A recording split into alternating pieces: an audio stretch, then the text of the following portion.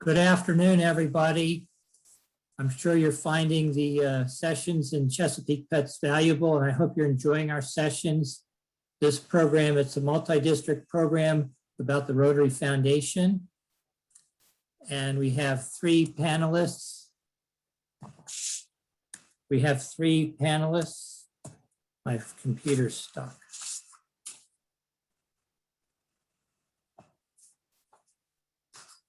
My name is Stephen Beer. I'm a past governor from District 7600, and I'm now the District Rotary Foundation Committee Chair, or DRFC, for District 7600. And with me, joining me today is Laurie Menzel. She works at Rotary International as a Major Gifts Officer for the Rotary Foundation, and she's a Rotarian in District 7610. She works with Rotarians as a resource about major gifts in District 7610, 7620, and 7630, and a couple other districts. And then we have Travis White, who's a past governor from 7610, and he's a past District Rotary Foundation Committee Chair.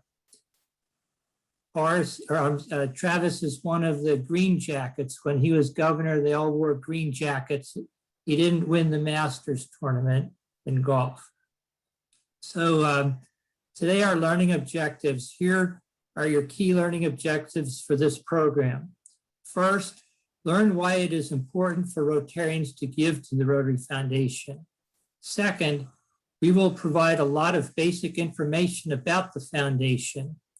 Third, you will learn about different ways to give and about different forms of membership recognition.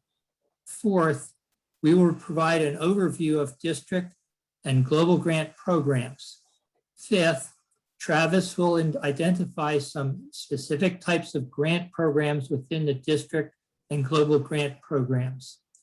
We'll provide you an update on polio, where we stand, and what clubs can do. And seventh, we will show you ways that you can educate your club members and why. This is a picture of me visiting a village in Ghana that benefited from a Rotary Global Grant project to bring clean water and sanitation to the village. Many of you will receive a flash drive like the one pictured at the bottom of the screen that will have lots of Rotary Foundation and other information to assist you as club president. Some key takeaways for you are as follows. The Rotary Foundation helps Rotarians and their clubs make a greater impact serving their communities and communities around the world. When Rotarians find out more about the Rotary Foundation and what it does, they will contribute more to the foundation. Rotary clubs are strengthened when they participate in grant projects. These projects create greater visibility of Rotary within your community and help sustain and grow your club's membership. And finally, help make history by supporting our Rotary Plus, Polio Plus program. Here is a picture of the pink Jeep, which was provided through a global grant by the Rotary Club of Western Henrico County, Virginia, to the midwives of Haiti. This iconic vehicle helps the midwives reach families in remote villages in Haiti to receive their medical services. And now Laurie will talk about the Rotary Foundation giving. Good afternoon. It's wonderful to be here with everyone. Thank you so much for coming this afternoon, especially I can see outside it's a beautiful sunny day out there. So why give to the Rotary Foundation? What does that mean? It means so many different things to each and every Rotarian. But what I'd like to point out here is this 4-star charity rating. What does that mean? People say, can we get 5 stars? I wish we could. But just to brag on the Rotary Foundation, for the 13th year in a row, we received Charity Navigator's 4-star rating. You know, what that comes down to me is trust. Trust that Rotarians have decided that when they give to the Rotary Foundation, we will use their gift as they wish. And you see that 91% of the gifts that you give are spent on all the wonderful life-changing programs that Rotarians are doing around the globe.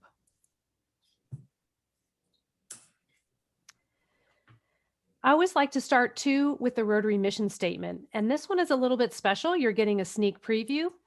This is our brand new Rotary mission statement that will be used starting in your club year on 1 July. And two things I want you to notice. One is the words that are underlined, help Rotarians. The Rotary Foundation is here to help each and every Rotarian, your clubs, the district, the zone, to help them accomplish all the amazing work that you're doing.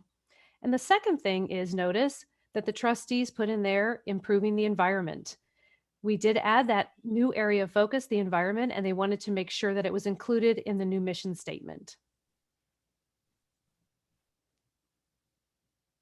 So notice up there in the top, that big blue star, that's you as a club president. You're right there at the top of this inverted triangle that really shows you, demonstrates where you fit into this system with the Rotary Foundation. And you notice the Rotary Foundation is along the side. We're there helping all along the way. So it starts with you at the top, with your clubs. And notice I put in there, you are working alongside 36,000 Rotarian club presidents. And I also added Rotaract because it's growing by leaps and bounds, and they are great partners in your areas. And there's over 11,000 of those club presidents that you could collaborate with. And then you also have the district, which we have today, 7600, 7610, 7620, and 7630. And I hope you know that you are in Rotary Zone 33. And then, of course, your board of trustees and also your Rotary president, which you heard from the incoming president of your year, Rotary International President-elect Mehta. So it was wonderful to have him with you this morning live, which was really a treat. But I want you to see, though, that the Rotary Foundation is right there beside you all along the way. Some people say it's the heart and soul of Rotary. Some people say the fire. Whatever you choose to think of it as, just think of it as your partner as you work together. And as you've probably heard along the way in your training, all of the different funds that we have. How does the Rotary Foundation do fundraising? Well, you know, we have our three main funds. I like to look at it like a three-legged stool, right? Each one is important. Each one plays a different part. And so, you know, we have our Polio Plus Fund, which is our #1 priority to eradicate polio. And Stephen is going to talk a little bit about that later. We have our annual fund, which you hear a lot of, especially as club presidents. You hear a lot about annual fund share. But that's not all we have for annual fund. We also have all of our areas of focus.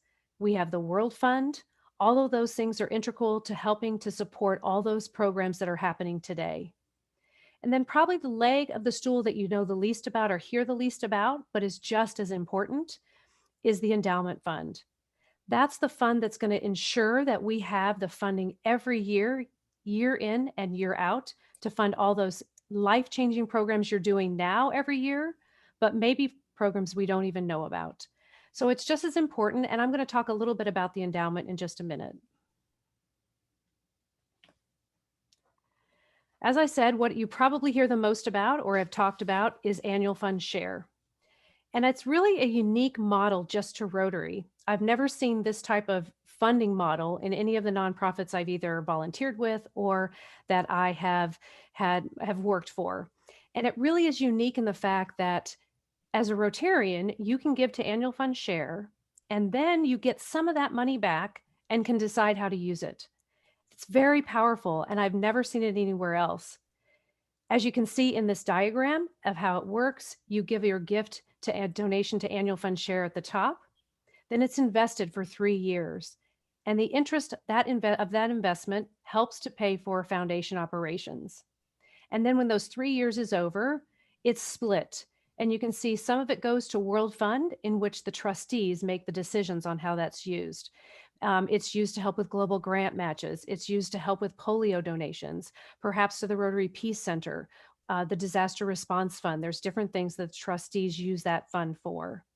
And then on the other side are district designated funds. That DDF, right? In Rotary, you learn a whole new set of acronyms. And so DDF is something that you hear a lot about. And that's when the district gets that money back and they can use it as they would like for district grants. Those district grants, I hope your clubs are applying for. Also global grants. Perhaps they might decide to give money to polio.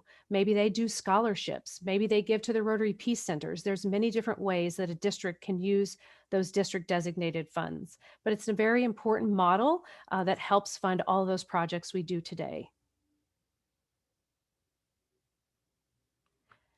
Recently, on February 6th, the trustees announced some changes to a couple of different things within the Rotary Foundation.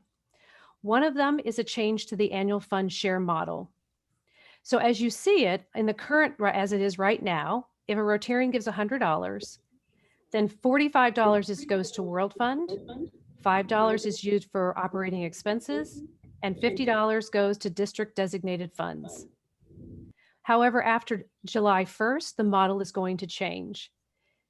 That $5 is going to be split. So it will be $47.50 goes to World Fund and $47.50 goes to district designated funds.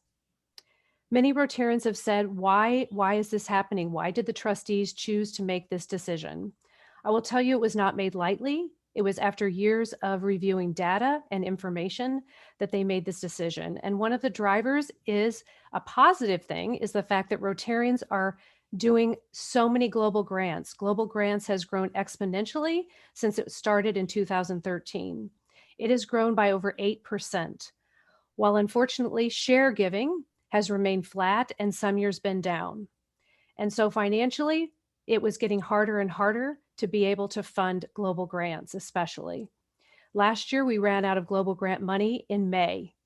And this year, if the trustees had not made some difficult decisions, we would have run out of money for global grants in December of 2019. As of right now, we still have money to fund global grants, which is terrific. But without these changes, we would have had quite a deficit. And if we remained in the same model we have, we would have had a $17 million deficit next year. So we had to make some of these decisions, or the trustees had to make these decisions in order to be equitable and to continue funding all of these amazing global grants around the world.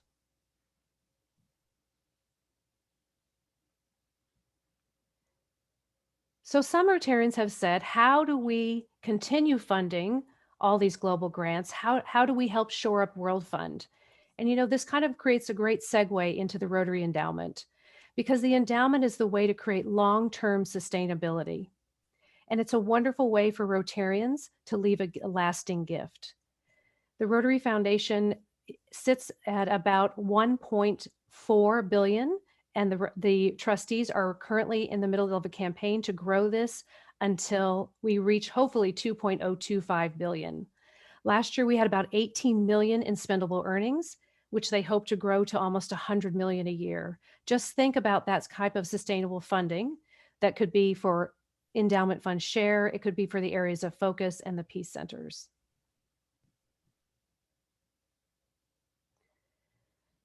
So the Rotary Foundation Endowment works just like any other endowment. The gift that you give is invested forever. So for instance, if you were to give a gift of $25,000 into the endowment, that original gift is never spent. It is invested in perpetuity, and just the spendable earnings that come off each year fund the programs that you designate. You could designate anything you like, just like any of your gifts, and you can personalize it. You can create your own personal endowment with a gift of $25,000 or more. There are numerous ways that you can fund that gift, perhaps through a beneficiary designation of a retirement account, of a whole life insurance policy, perhaps in your will, or even other gifts such as charitable gift annuities and charitable remainder trusts. So there's many ways that a Rotarian can leave a very thoughtful gift through the endowment. So let's talk about donor recognition. The Rotary Foundation loves to recognize our donors, and we love to say thank you. So these are probably two of the ones that you will probably hear a lot about as club president, which is Paul Harris Fellow and Paul Harris Society. So Paul Harris Fellow, you can achieve through $1,000 or point increments. It begins at 1,000 and it ends at +8. I had a Rotarian the other day email me and say, "Where is my +9 pin?" And unfortunately, I had to email him and say, "I'm sorry, we don't have a +9 pin, but you might be on your way to major donor."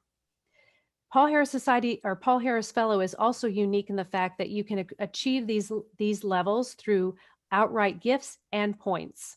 So perhaps you give $1,000 to the Rotary Foundation, to Annual Fund, Polio Plus, or to an approved global grant. You would receive 1,000 points. So it's 1 for 1. You can also receive points from others. Let's say you have a club member who does a great job on a project and you want to say thank you. Perhaps the club or you personally might give that Rotarian 500 Paul Harris Fellow points. And also club and districts can match your points as well in certain programs that they do. Now, Paul Harris Society is when a Rotarian says, I'm going to do the best that I can to give $1,000 a year, as it says, to Annual Fund, Polio Plus, or an approved global grant. That's completely outright giving, and there's no combination of points and giving. That's strictly Paul Harris Fellow, where you can do points and giving. And our next level is our major donor level for those Rotarians, individuals or couples who have reached outright giving of $10,000 or more. We love to recognize them with, as you can see, the pin on the side. With each level, you get a new pin, and then you also get an engraved crystal. And it goes all the way through major donor level 4. And then once our Rotarians reach $250,000 or more in outright giving, they are inducted into the Arch Clump Society. And this was named after, of course, our founder of the foundation, Arch Clump. You can see the gallery up there. It's a beautiful gallery in Evanston. I hope that if you get the chance to go, obviously, once we can travel again, up onto the 17th floor, and you can see these wonderfully glass engraved portraits of each of our Arch Clump Society members, as well as a video there. It's really interesting to listen to each Rotarian and hear why they've decided to give to and become an Arch Clump Society member. It really, truly is humbling. And then we're going to switch from outright giving to the endowment side. So it begins with benefactor. Those individual or couples who give $1,000 or more or put it in their will for $1,000 or more are recognized as a benefactor. And you see, you can put that pin on with your Paul Harris Fellow medallion. And the next level of donor recognition is the Bequest Society. And that's for our Rotarians who say, you know what, I would like to leave a gift of $10,000 or more to the Rotary Endowment. And you can see we have levels 1 through 6. And again, you receive a pin for each level. And at the $25,000 level, you receive the engraved crystal. And the one thing I want to point out about the Bequest Society or this type of giving to the endowment is that these gifts are revocable. You can change your mind. We hope you don't, but you can change your mind, and maybe you change your mind to increase your gift, or you're going to change the designation, or perhaps at $25,000, you decide to do an endowment. So there are those types of changes, but it is something that is revocable.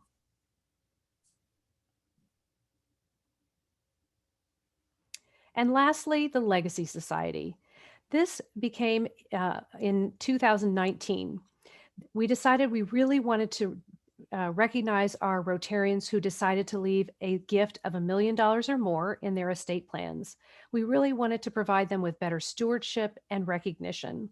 And so you see the logo on the side where it says Legacy Society. There wasn't enough room to put all the bling up there. They went into the archives and found a tie from Arch Clump. And so they replicated that fabric and recreated the tie.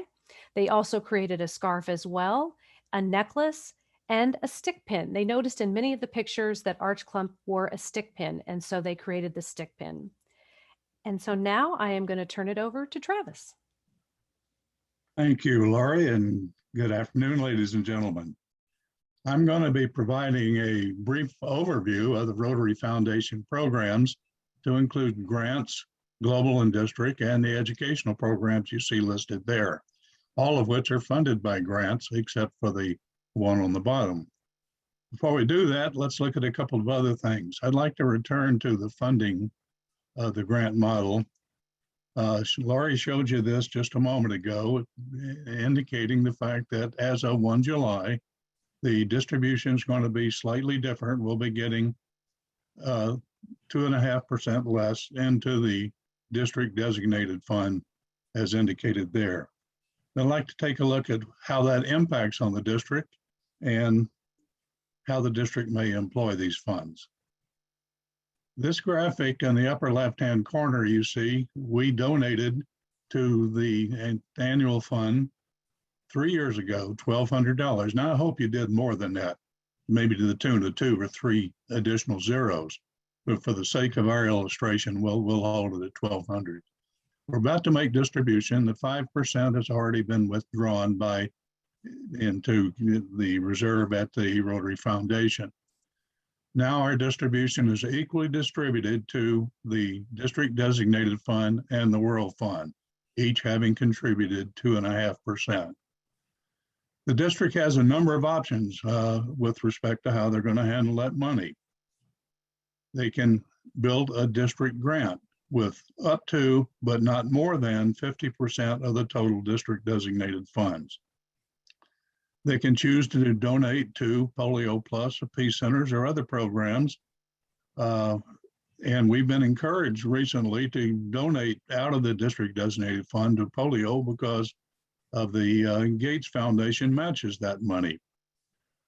Or the district may choose to do global grants, as many as they can afford to based on the size of the grant and the amount of funds available.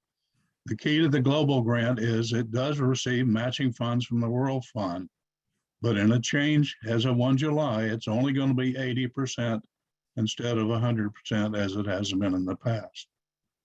At the end of the year, any unused district designated fund rolls forward to next year. You don't lose it.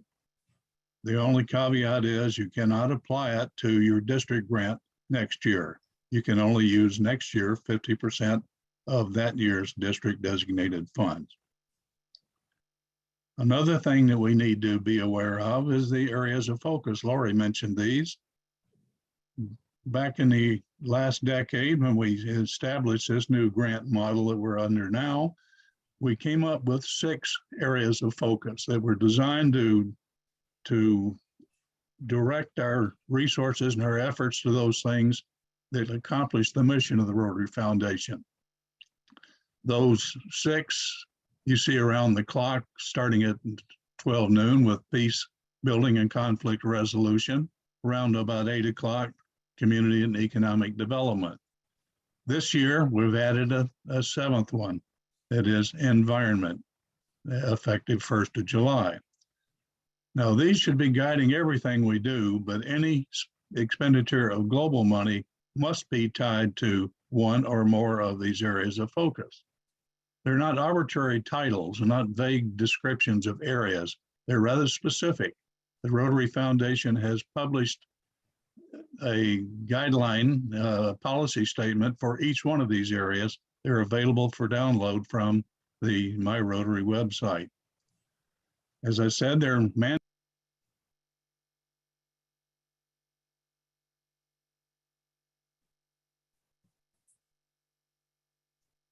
Travis, you're muted. I don't know how that happened because I didn't hit the button. Somebody shut me off. Anyway, they're mandatory for any global expenditure of money must be tied to one or more of these areas of focus. Now let's look at the global grant.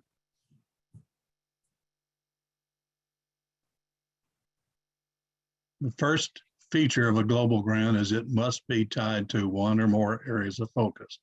And that grant request, when it gets up to the foundation, will be reviewed by a manager for that specific area of focus to make sure it complies with the guidelines. It must respond to a community need. That means we should develop a need and find a solution that builds on community strengths and aligns with community cultures and values. It's got to involve Rotary clubs in 2 districts. You must have a host club in the area in which the grant is going to be performed, and an international club from outside that country. Sustainability is important. What does that mean to Rotary? Well, it means that the benefits of the grant must be maintained by the beneficiaries long after funds are expended or terminated. It's got to produce measurable results, and the elements of measurement needs to be part of that grant request and will be part of the final report to show how they've been accomplished. It must have a minimum budget of $30,000. Why is that? We want to be sure that the grant is of significance enough to have a real effect on something, not like the old $2,000 or $3,000 grants we often did years ago. Up until recently, there was a requirement that at least half of that, at least $15,000, must come from the World Fund. However, that's been waived in recent times. The application is done strictly online through the My Rotary website, the Grant Center on My Rotary website, all the way from the application to the management of it and the final report at the end. And districts must certify that the clubs that are involved in this grant must be qualified. That means something specific. It means that somebody in the club, in each club, must have attended a grants management workshop during the current year. And it means that the club leadership, by that I mean the sitting president and the president-elect, must sign a memorandum of understanding attesting to the fact that they understand and will comply with the stewardship and financial guidelines established by the Rotary Foundation.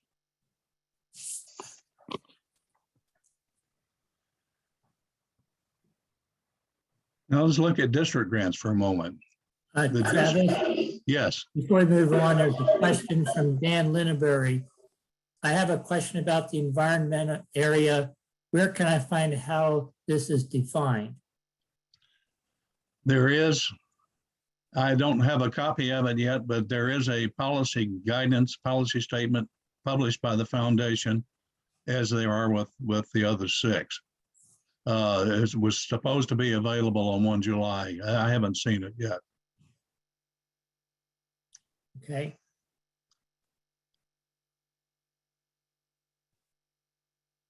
All right, district grants. The district only gets one. It's a single block grant, comes in one check, administered by the district. Each district handles this differently, so don't ask me about procedures within your district. They're all different in all four of the districts that we're talking to today. What happens is the district submits a funding plan to the Rotary Foundation as a request. It outlines all the uses they plan to put that money to, and normally that takes the form of requests from the clubs for local projects. The district can fund, as I said earlier, up to 50% of its current DDF towards this.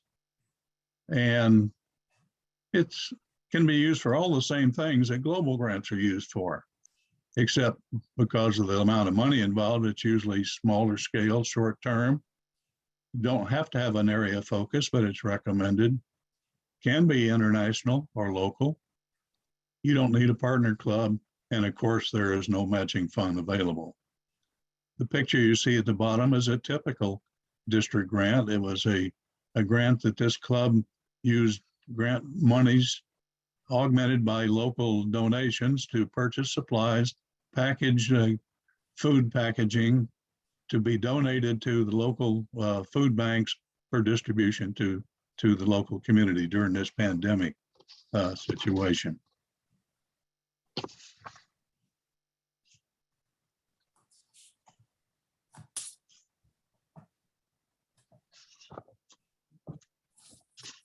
I lost my picture for a moment, so excuse me. Turning to scholarships. Scholarship is just a grant, a global grant scholarship. Has to meet all the requirements of a global grant. It must have an area of focus. It must be a minimum of $30,000, although that's usually not enough for most global grant scholarships. They've got to study at a foreign institution. and the studies must be at graduate level. Now, all districts don't do this because they're pretty expensive. My own district has been fortunate. We've had sufficient money and have funded 2 to 3 for the last several years, but some other districts choose not to spend global grant money on scholarships. You can also do district scholarships. This is also rare, totally funded by the DDF, smaller scale, obviously. It can be international or local, and it can be at any level, but in practical sense, can only be used on a very small scale. A recent example in one of our districts is the club found a young lady, a single parent in the community college studying to be a laboratory technician. Excellent student, but having a little financial difficulty meeting her tuition requirements. And they gave her a grant scholarship to pay for her last year's tuition. We have a couple of questions in the chat. Would you like to get to those now, or did you need to, what would you like me to do? Sorry. That's all right. Go ahead. Okay. Well, they asked, and you may not know the answer to this, but when is the next class to qualify for grants? I know each district hosts their own grant education course that is required. So take a look at your district website or your district website calendar to register or find out when that might be. And then there was a little bit of a question on the breakdown. They're asking a question about the graphic, the flow chart of the $1,200. After the 5% is removed, leaving $1,140. When that is split in half, why is it $570 each and not $585? I guess there's just some math issues. Maybe was that just a math issue? I guess they're asking, or was that on purpose? Well, it's 2.5% less of okay, less of $600. Okay. Okay, excellent. And then they were just asking about the environment. Plenty of people are sharing the links. We're good. That's it for right now. Thank you. All right. Thank you.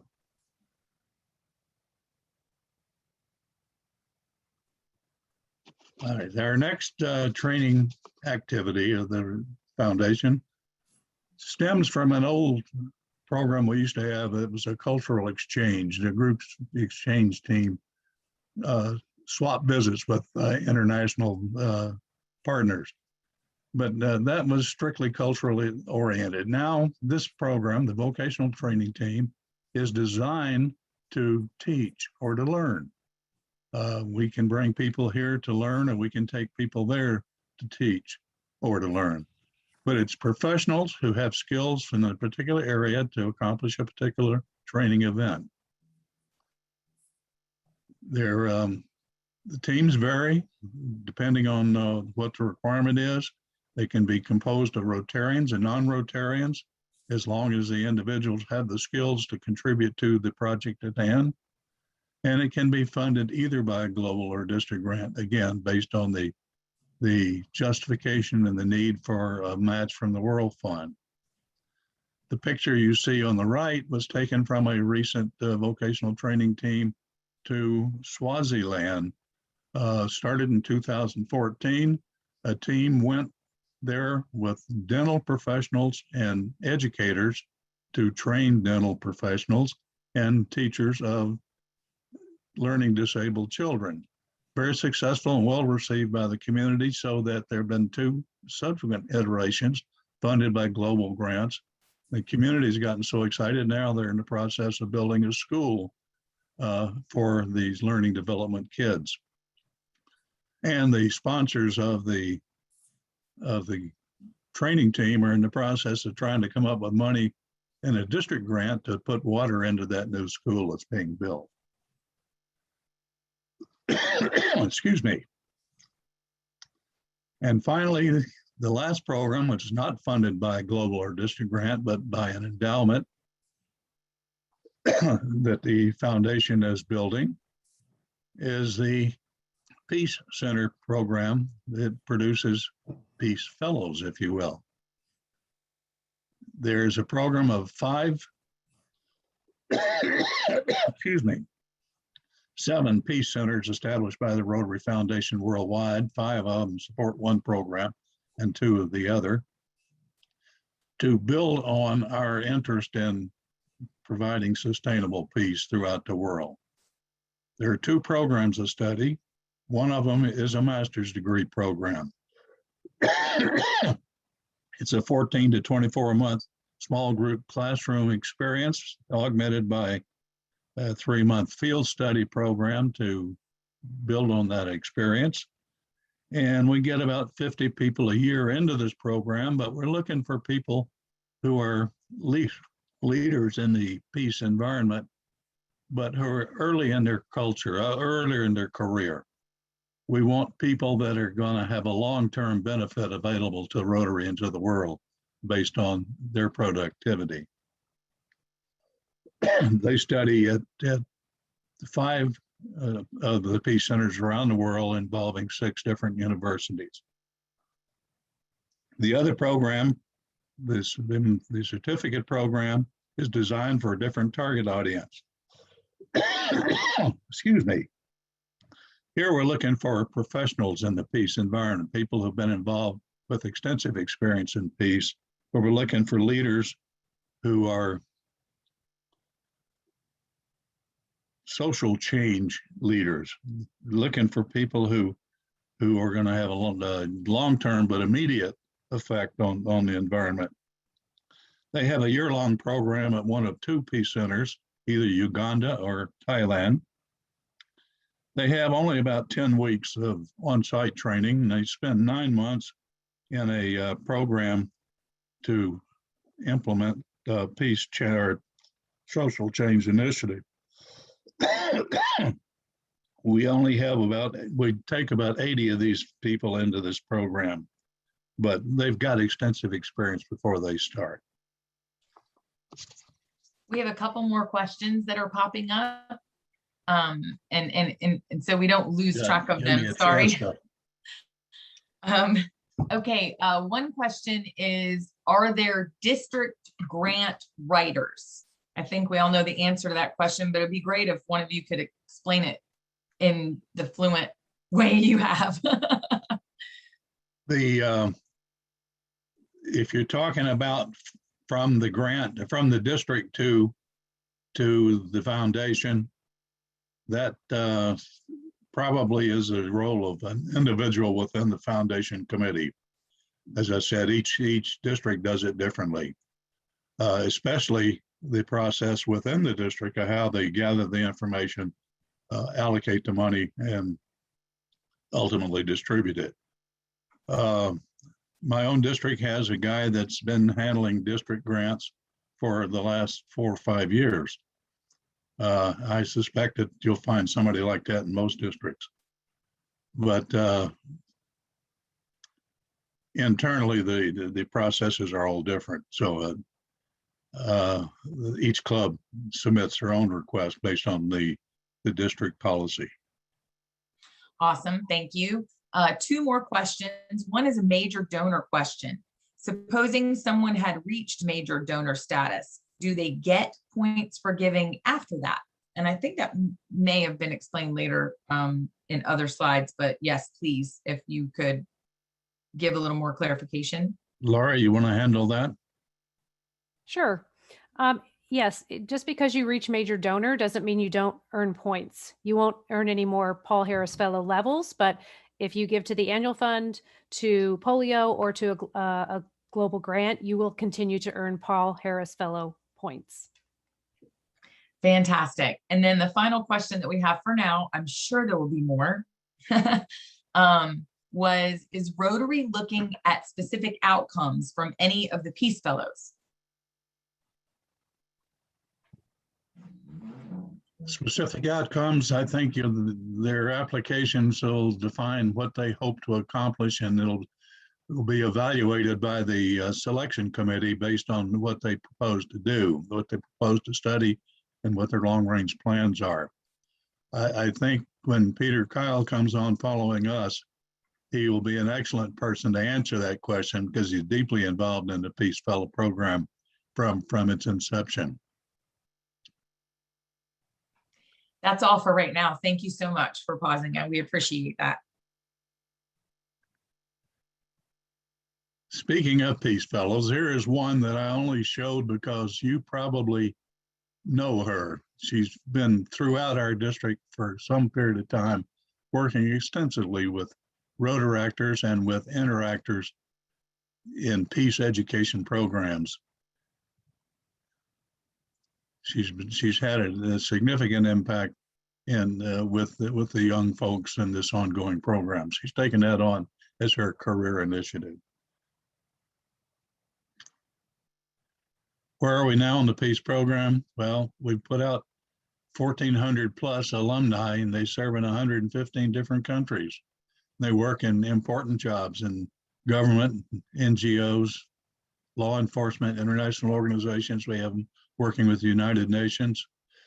What's significant about this is because of the nature of their work, a lot of them are in the Washington, D.C. area, and they're more than happy to reach out to Rotary clubs and speak or Rotary activities and as guest speakers and information providers. So reach out to them when you have a need for some expertise. We're trying to endow the program so that it's self-sustaining. Right now, it's about 167 million. It's got a long way to go. Oh, and in a recent announcement, we've got now peace centers in 7 areas of the world. We're about to build one in the Middle East and North Africa. Probably will be effective in 2026. And that was as a result of a very significant endowment from an individual family. So with that, I will turn the microphone over to Steve Beard to continue with polio. Thank you, Travis. Polio eradication is Rotary's signature project. We have been working on this project for over 30 years, and we really are this close. We received some very good news last year when the World Health Organization declared Africa polio-free. You may recall back in 2016, there were only 3 endemic countries around the world: Nigeria, Afghanistan, and Pakistan. The last 4 cases in Nigeria were in August 2016.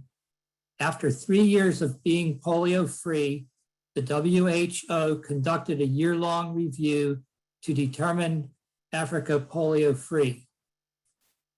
So far this year, there has been 1 new polio case each in Afghanistan and Pakistan. In 2020, there were 140 cases total in these countries. That is a decrease from the 176 total cases in 2019. Cases increased dramatically in 2019 because of challenges with tribal groups in remote areas of the 2 endemic countries. Rotary and its partners have made changes to our strategy, and it looks like we may have turned the corner. The end is in sight. Further, the government in Pakistan is firmly behind our efforts to eradicate polio. The government is saying this will be the last year for cases in Pakistan. A newer vaccine will be used that should eliminate the vaccine-derived cases of polio. Each year, the oral vaccine is given to millions of children in developing countries around the world. It is easy to administer. The vaccine contains weakened polio virus that provides immunity. The weakened virus enters the water table through the vaccinated children's waste. Because there is often little or no sanitation systems in these areas, the virus is consumed in drinking water. Most people who consume the virus through the drinking water are either already immune or develop immunity from the drinking water. A very small percentage of the children develop polio. The new vaccine will eliminate these cases. Remember, the Gates Foundation is still matching Rotary contributions on a 2-for-1 basis. Check with your district leaders to find out if your district will be matching your polio gifts. Here's a picture of a Rotarian from Florida immunizing a child during a national immunization day in India.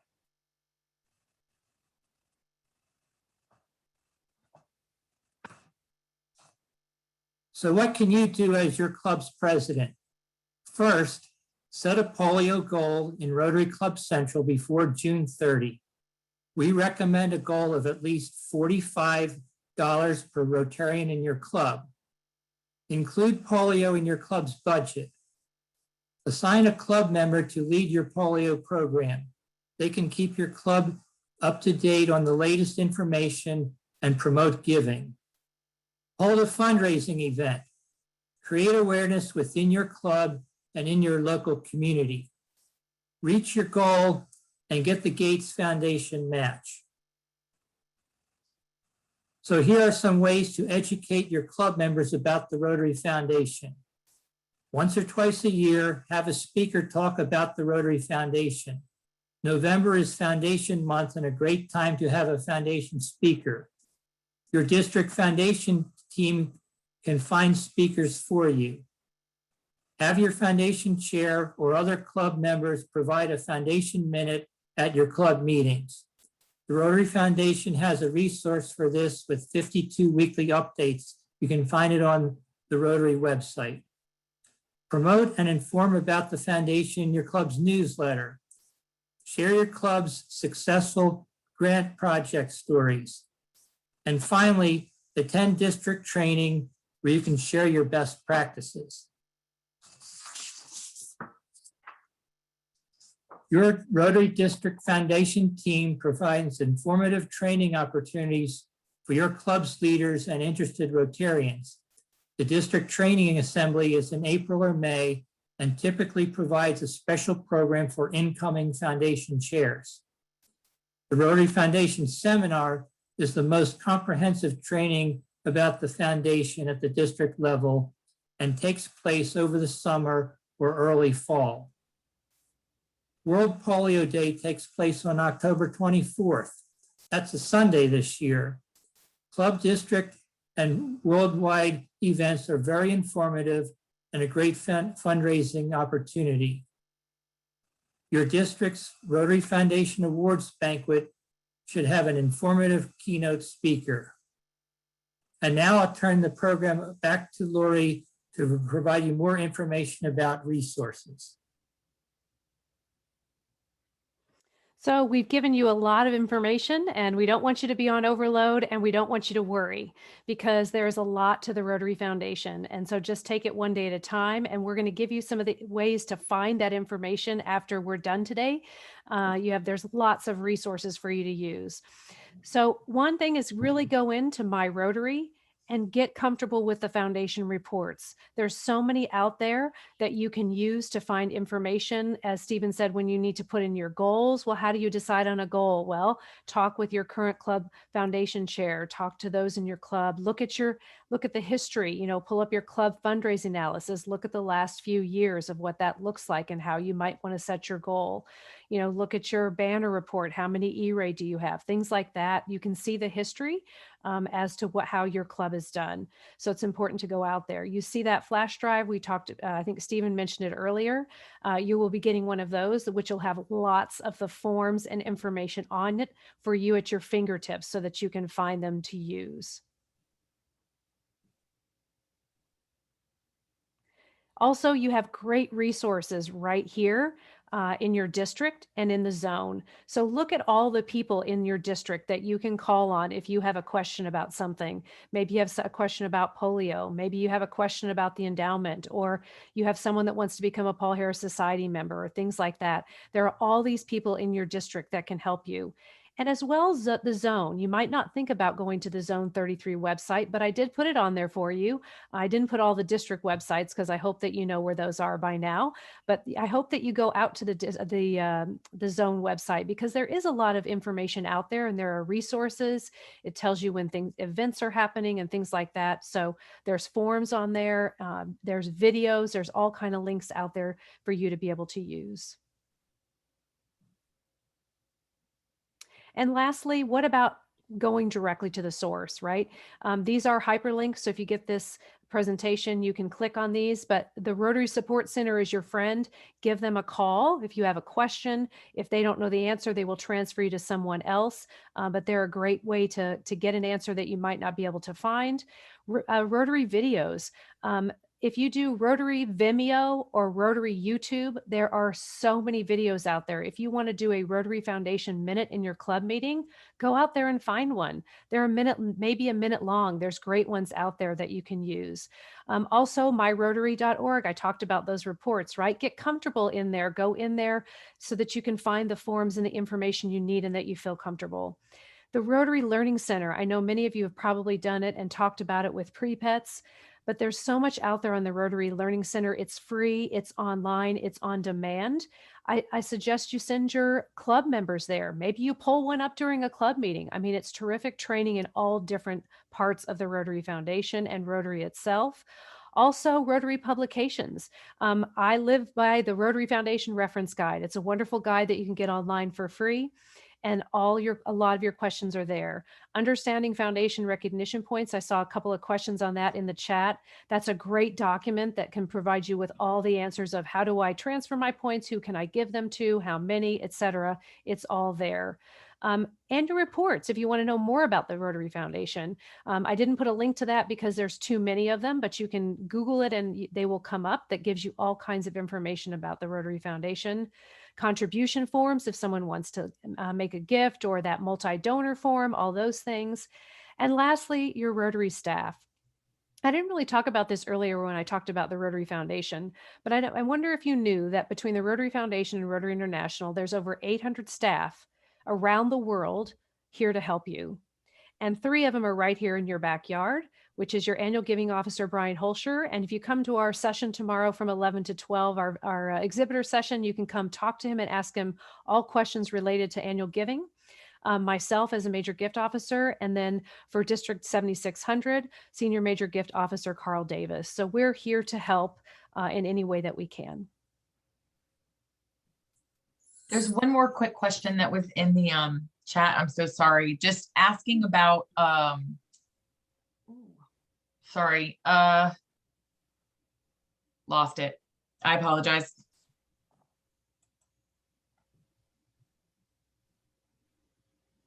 I found it. Where would the Rotary Foundation include food security in their policy agenda?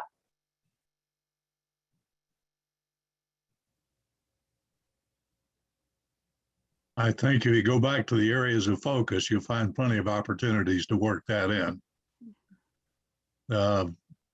Both in community development and health and sanitation and motherhood and childhood development, all of it could support that.